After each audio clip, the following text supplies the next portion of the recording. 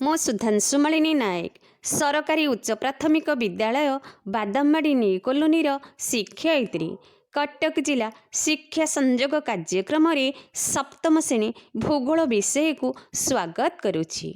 ଆଜି ଆମେ ସେହି ସପ୍ତମ ଶ୍ରେଣୀ ଭୂଗୋଳ ବହିରେ ଥିବା ପଞ୍ଚମ ଅଧ୍ୟାୟ ବ୍ୟାବହାରିକ ଭୂଗୋଳ ବିଷୟରେ ପଢ଼ିବା। ପିଲାମାନେ, ତୁମେମାନେ ଜାଣିଛ ଭୂଗୋଳଲବ୍ଧ ଜ୍ଞାନକୁ ମଣିଷର ଦୈନନ୍ଦିନ କାର୍ଯ୍ୟକଳାପରେ ପ୍ରୟୋଗ କରିବାର ପଦ୍ଧତିକୁ ବ୍ୟାବହାରିକ ଭୂଗୋଳ କୁହାଯାଏ। ଭୂଗୋଳ ଶାସ୍ତ୍ର ଏକ କ୍ଷେତ୍ର ବିଜ୍ଞାନ। ଏଥିରେ ବିଭିନ୍ନ ସ୍ଥାନ ବା ଅଞ୍ଚଳ ସମ୍ବନ୍ଧରେ ପ୍ରତ୍ୟକ୍ଷ ନିରୀକ୍ଷଣ ବା ଅଧ୍ୟୟନର ଆବଶ୍ୟକତା ଥାଏ। ଭୌଗୋଳିକ ତଥ୍ୟ ସଂଗ୍ରହ ପାଇଁ ବିଭିନ୍ନ ବୈଜ୍ଞାନିକ ଯନ୍ତ୍ରପାତି ବା ପରିମାପକ ଯନ୍ତ୍ର ବ୍ୟବହାର କରାଯାଏ। ପୃଥିବୀର ଆକାର ବହୁତ ବଡ଼ ହୋଇଥିବାରୁ ଏହାର କ୍ଷୁଦ୍ର ପ୍ରତିରୂପ ଗ୍ଲୋବ ବା ଭୂଗୋଳକ ଓ ମାନଚିତ୍ର ବ୍ୟବହାରକୁ ଭୂଗୋଳ ଶିକ୍ଷାରେ ଯଥେଷ୍ଟ ଗୁରୁତ୍ୱ ଦିଆଯାଏ। ପୂର୍ବ ଶ୍ରେଣୀରେ ଏ ବିଷୟରେ ଆମେ ଆଲୋଚନା କରିଛି। ଆମର ନିତିଦିନିଆ ଜୀବନକୁ ପାଣିପାଗ ଓ ଜଳବାୟୁ ବିଶେଷ ଭାବେ ନିୟନ୍ତ୍ରଣ କରିଥାନ୍ତି।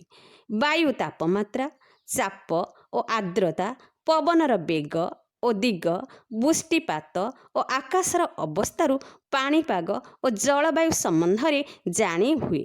ଏଗୁଡ଼ିକର ମାତ୍ରା ବା ପରିମାଣ ଜାଣିବା ପାଇଁ ଅନେକ ଗୁଡ଼ିଏ ଯନ୍ତ୍ର ବ୍ୟବହାର କରାଯାଏ। ଆସ ଏହି ଯନ୍ତ୍ରଗୁଡ଼ିକ ସମ୍ବନ୍ଧରେ ଆମେ ଅବଗତ ହେବା। ପିଲାମାନେ, ପ୍ରଥମେ ଆମେ ତାପମାତ୍ରା ନିରୂପଣ ବିଷୟରେ ପଢ଼ିବା। ତାପମାନ ଯନ୍ତ୍ର ଦ୍ୱାରା ବାୟୁ ତାପମାତ୍ରା ନିର୍ଣ୍ଣୟ କରାଯାଏ। ଡିଗ୍ରୀ ଏକକରେ ତାପମାତ୍ରା ପ୍ରକାଶ କରାଯାଏ। ଯେଉଁ ଡିଗ୍ରୀ ତାପମାତ୍ରାରେ ଜଳ ବାଷ୍ପରେ ପରିଣତ ହୁଏ ତାକୁ ସ୍ଫୁଟନାଙ୍କ ଏବଂ ଯେଉଁ ଡିଗ୍ରୀ ତାପମାତ୍ରାରେ ଜଳ ବରଫରେ ପରିଣତ ହୁଏ ତାକୁ ହିମାଙ୍କ କୁହାଯାଏ। ସାଧାରଣତଃ ତିନି ପ୍ରକାରର ଏକକ ଦ୍ୱାରା ତାପମାତ୍ରା ମପାଯାଇଥାଏ। ପ୍ରଥମ ଏକକର ନାମ ହେଉଛି ସେଲସିୟସ୍, ଦ୍ୱିତୀୟ ଏକକର ନାମ ହେଲା ଫାରେନହିଟ୍, ତୃତୀୟ ଏକକର ନାମ ହେଲା ରିଉମାର। ପିଲାମାନେ, ତୁମେମାନେ କହିପାରିବ କି ଆମ ଶରୀରର ତାପମାତ୍ରା ସାଧାରଣତଃ କେଉଁ ଏକକରେ ପ୍ରକାଶ କରାଯାଏ? ଆମ ଶରୀରର ତାପମାତ୍ରା ସାଧାରଣତଃ ଫାରେନହିଟ୍ ଓ ସେଲସିୟସ୍ ଏକକରେ ପ୍ରକାଶ କରାଯାଏ। ଆମ ଦେଶରେ ଏକକ ବିଶିଷ୍ଟ ତାପମାନ ଯନ୍ତ୍ର ପ୍ରାୟତଃ ସେଲସିୟସ୍ ତାପମାନ ଯନ୍ତ୍ର ବ୍ୟବହୃତ ହେଉଛି। ଏହି ତାପମାନ ଯନ୍ତ୍ରରେ ହିମାଙ୍କ 0 ଡିଗ୍ରୀ ସେଲସିୟସ୍ ଓ ସ୍ଫୁଟନାଙ୍କ 100 ଡିଗ୍ରୀ ସେଲସିୟସ୍ ଅଟେ।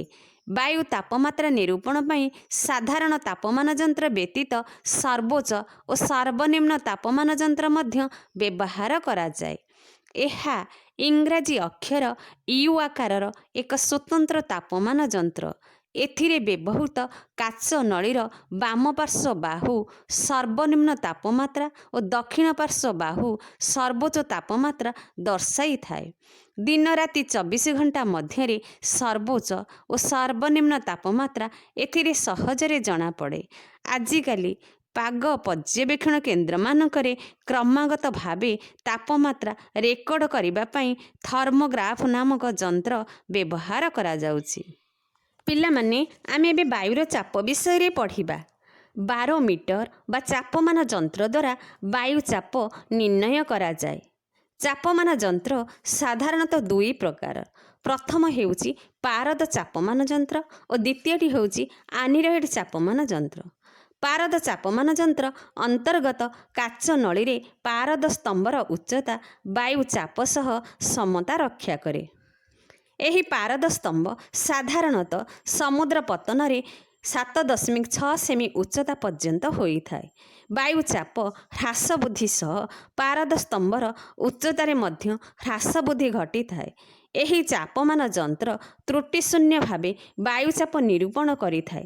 ମାତ୍ର ଏହାର ଆକାର ବହୁତ ବଡ଼ ହୋଇଥିବାରୁ ଏହାକୁ ନେବା ଆଣିବା ପାଇଁ ଅସୁବିଧା ହୋଇଥାଏ। ଆନିରଏଡ୍ ଚାପମାନ ଯନ୍ତ୍ରରେ ଏକ ଧାତବ ବାକ୍ସ ସହିତ ସ୍ପ୍ରିଙ୍ଗ ଦ୍ୱାରା ଏକ କଣ୍ଟା ଏହା ଉପରେ ଥିବା ଗୋଲାକାର ଡ୍ରମ୍ ଉପରେ ଲାଗିଥାଏ। ଧାତବ ବାକ୍ସରୁ ବାୟୁ କାଢ଼ି ନିଆଯାଇ ଭିତରେ ଶୂନ୍ୟ ରଖାଯାଇଥାଏ। ଫଳରେ ବାୟୁ ଚାପ ବଢ଼ିଲେ ଏହା ସଙ୍କୁଚିତ ହୁଏ ଏବଂ ବାୟୁର ଚାପ କମିଲେ ବାକ୍ସଟି ଫୁଲି ଉଠେ। ବାକ୍ସ ସହିତ ଲାଗିଥିବା କଣ୍ଟାଟି ଏହି ପରିବର୍ତ୍ତନକୁ ଏହାର ଉପରିସ୍ଥ ବାୟୁଚାପ ସୂଚାଇଥିବା ଗୋଲାକାର ଡ୍ରମ୍ ଉପରେ ଦର୍ଶାଯାଇଥାଏ। ଏହା ଛୋଟ ଓ ନେବା ଆଣିବା ପାଇଁ ସହଜ, ତେଣୁ ଏହାର ବ୍ୟବହାର ବିଶେଷ ଭାବେ ଦେଖାଯାଏ। ତେବେ ବାୟୁର ଚାପ ମାପିବାରେ ଏଥିରେ ସଠିକତା ନଥାଏ। ପିଲାମାନେ, ଆମେ ଏବେ ପବନ ଦିଗବାରିଣୀ ଯନ୍ତ୍ର ବା ୱିଣ୍ଡ ଭେନ୍ ବିଷୟରେ ପଢ଼ିବା। ପବନ କେଉଁ ଦିଗରୁ ବହୁଛି ଜାଣିବା ପାଇଁ ଏହି ଯନ୍ତ୍ର ବ୍ୟବହାର କରାଯାଏ। ଏହି ଯନ୍ତ୍ରରେ ଏକ ଲମ୍ବ ଦଣ୍ଡ ଉପରେ ହାଲୁକା କୁକୁଡ଼ାର ଛବି କିମ୍ବା ହାଲୁକା ତୀର ରହିଥାଏ। ପବନ ବହିଲେ କୁକୁଡ଼ାର ମୁହଁ ବା ତୀରଟିର ଗୋଜିଆ ମୁହଁ ପବନ ବହୁଥିବା ଦିଗ ଆଡ଼କୁ ରହିଥାଏ। କୁକୁଡ଼ା ଚିହ୍ନ ବା ତୀର ତଳେ ପୂର୍ବ, ପଶ୍ଚିମ, ଉତ୍ତର, ଦକ୍ଷିଣ ଦିଗ ଚିହ୍ନ ପରସ୍ପର ସହ ସମକୋଣରେ ଦଣ୍ଡ ସହ ଲାଗି ଖଞ୍ଜା ଯାଇଥାଏ। ଏଥିରୁ ପବନ କେଉଁ ଦିଗରୁ ବହୁଛି ସହଜରେ ଜଣାପଡ଼େ। ପିଲାମାନେ, ଆମେ ଏବେ ପବନ ବେଗ ମାପକ ଯନ୍ତ୍ର ବା ଆନିମୋମିଟର ବିଷୟରେ ପଢ଼ିବା। ଆନିମୋମିଟର ଯନ୍ତ୍ର ଦ୍ୱାରା ପବନର ବେଗ ମପାଯାଏ। ଏଥିରେ 3ଟି ବା 4ଟି ଅର୍ଦ୍ଧଗୋଲାକାର ଧାତବ କପ୍ ରହିଥାଏ। ଏଗୁଡ଼ିକ ଲମ୍ବ ଭାବେ ଥିବା ଏକ ଲୌହ ଦଣ୍ଡ ସହିତ ସଂଯୁକ୍ତ ହୋଇଥାଏ। କପ୍ ଭିତରେ ପବନ ପଶିଲେ କପ୍ ଗୁଡ଼ିକୁ ଘୂରାଇଥାଏ। ପବନର ବେଗ ବଢ଼ିଲେ କପ୍ ଗୁଡ଼ିକ ଅଧିକ ବେଗରେ ଘୂରିଥାନ୍ତି। ଲମ୍ବ ଲୌହଦଣ୍ଡର ମୂଳରେ ଥିବା ଏକ କଣ୍ଟା ପରି ମାପିବା ଯନ୍ତ୍ର ସହିତ କପ୍ ଗୁଡ଼ିକ ତାର ଦ୍ୱାରା ସଂଯୁକ୍ତ ହୋଇଥାଏ। ଏଥିରୁ ପବନର ବେଗ ଜଣାପଡ଼େ। କେତେକ କ୍ଷେତ୍ରରେ ଉଭୟ ପବନ ଦିଗବାରିଣୀ ଓ ପବନ ବେଗ ମାପକ ଯନ୍ତ୍ର ମିଳିତ ଭାବେ ରହିଥାଏ। ପିଲାମାନେ, ଆମେ ଏବେ ଆପେକ୍ଷିକ ଆର୍ଦ୍ରତା ବିଷୟରେ ଜାଣିବା। ହାଇଗ୍ରୋମିଟର ନାମକ ଯନ୍ତ୍ର ସାହାଯ୍ୟରେ ବାୟୁର ଆପେକ୍ଷିକ ଆର୍ଦ୍ରତା ମପାଯାଏ। ବିଭିନ୍ନ ପ୍ରକାର ହାଇଗ୍ରୋମିଟର ମଧ୍ୟରୁ ଆର୍ଦ୍ର ଶୁଷ୍କ ବଲ୍ବ ହାଇଗ୍ରୋମିଟରର ଅଧିକ ଭାବରେ ବ୍ୟବହୃତ ହୋଇଥାଏ। ଆର୍ଦ୍ର ଓ ଶୁଷ୍କ ବଲ୍ବ ହାଇଗ୍ରୋମିଟରରେ 2ଟି ତାପମାନ ଯନ୍ତ୍ର ପାଖାପାଖି ରହିଥାଏ।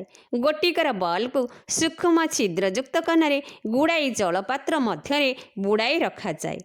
ଅନ୍ୟ ତାପମାନ ଯନ୍ତ୍ରଟି ସାଧାରଣ ବାୟୁ ତାପମାତ୍ରା ନିର୍ଣ୍ଣୟ କରେ। ଆର୍ଦ୍ର ବଲ୍ବ ତାପମାନ ଯନ୍ତ୍ରର ଓଦା କନାରୁ ଜଳ ବାଷ୍ପୀଭୂତ ହେବା କାରଣରୁ ବଲ୍ବଟି ଥଣ୍ଡା ରହେ ଓ କମ୍ ତାପମାତ୍ରା ରେକର୍ଡ କରେ। ବାୟୁର ଶୁଷ୍କତା ଉପରେ ବାଷ୍ପୀଭବନ ନିର୍ଭର କରୁଥିବାରୁ ଆର୍ଦ୍ର ବଲ୍ବର ତାପମାତ୍ରା ଏହାଦ୍ୱାରା ପ୍ରଭାବିତ ହୁଏ। ଉଭୟ ତାପମାନ ଯନ୍ତ୍ରର ତାପମାତ୍ରାରେ ଥିବା ପାର୍ଥକ୍ୟକୁ ହିସାବ କରି ଏକ ନିର୍ଦ୍ଧାରିତ ସାରଣୀ ସାହାଯ୍ୟରେ ଆପେକ୍ଷିକ ଆର୍ଦ୍ରତା ନିର୍ଣ୍ଣୟ କରାଯାଏ। ପିଲାମାନେ, ତୁମେ ଜାଣିଛ କି ରାସାୟନିକ ହାଇଗ୍ରୋମିଟର ଓ ବୈଦ୍ୟୁତିକ ହାଇଗ୍ରୋମିଟର ଦ୍ୱାରା ଆପେକ୍ଷିକ ଆର୍ଦ୍ରତା ମପାଯାଏ। ଆଉ ମଧ୍ୟ ତୁମେ ଜାଣିଛ କି ଆପେକ୍ଷିକ ଆର୍ଦ୍ରତା କାହାକୁ କୁହାଯାଏ? ଆପେକ୍ଷିକ ଆର୍ଦ୍ରତା ହେଉଛି ବାୟୁ ଏକ ନିର୍ଦ୍ଦିଷ୍ଟ ପରିମାଣର ଜଳୀୟ ବାଷ୍ପ ଧରି ରଖିପାରେ। ତେବେ ବାୟୁରେ ପ୍ରକୃତପକ୍ଷେ ଜଳୀୟ ବାଷ୍ପ କମ୍ ବେଶୀ ଥାଇପାରେ। ଏକ ନିର୍ଦ୍ଦିଷ୍ଟ ତାପମାତ୍ରାରେ ବାୟୁରେ ଥିବା ଜଳୀୟ ବାଷ୍ପର ପରିମାଣ ତଥା ସେହି ତାପମାତ୍ରାରେ ବାୟୁର ଜଳୀୟ ବାଷ୍ପ ଧାରଣ କ୍ଷମତାର ଅନୁପାତକୁ ଶତାଂଶରେ ପ୍ରକାଶ କରିବାକୁ ବାୟୁର ଆପେକ୍ଷିକ ଆର୍ଦ୍ରତା କୁହାଯାଏ। ପିଲାମାନେ, ଆମେ ଏବେ ବୃଷ୍ଟିମାପକ ଯନ୍ତ୍ର ବିଷୟରେ ପଢ଼ିବା। ବୃଷ୍ଟିର ପରିମାଣକୁ ବୃଷ୍ଟିମାପକ ଯନ୍ତ୍ର ସାହାଯ୍ୟରେ ମପାଯାଏ। ଏହି ଯନ୍ତ୍ରଟି 12.5 ସେମିରୁ 20 ସେମି ବ୍ୟାସ ବିଶିଷ୍ଟ ଏକ ତମ୍ବା ସିଲିଣ୍ଡର।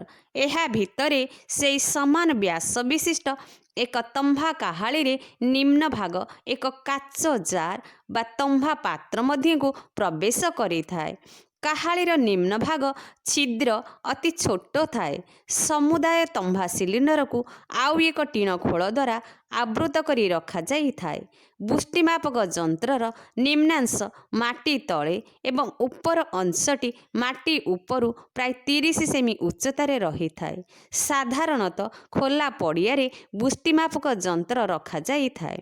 ବୃଷ୍ଟି ଜଳ ପଡ଼ିବାରେ ବାଧା ସୃଷ୍ଟି କରୁଥିବା ବଡ଼ ବଡ଼ କୋଠା ପାର୍ଶ୍ୱ ଓ ଗଛ ତଳେ ବୃଷ୍ଟିମାପକ ଯନ୍ତ୍ର ରଖାଯାଏ ନାହିଁ।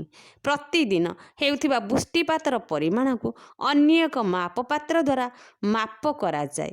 ଏଥିରେ ଥିବା इंच बा मिलीमीटर माप दागरू वर्षार परिमाण निर्णय कराଯାए। पिलामाने तुमे माने जानिछे कि वृष्टिपातर परिमाण जानिबा पई वृष्टि मापक यंत्र रे थिबा काहाळी मुहर क्षेत्रफल और माप पात्र मुहर क्षेत्रफलर अनुपात जानिबा आवश्यक। मनेकर काहाळी मुहर क्षेत्रफल 100 वर्ग मिलीमीटर और मापपात्र मुहर क्षेत्रफल 10 वर्ग मिलीमीटर। सुतरां एही दुईटीर अनुपात 10/100 मिलीमीटर समान 1/10। जदि माप पात्र रे वृष्टि जल रे उच्चता 20 मिलीमीटर हुए तेबे वृष्टिपातर परिमाण 1/10 गुणन 20 मिलीमीटर समान 2 मिलीमीटर हब। ताहाले पिला माने एगुडी सब मने रखिबो। धन्यवाद।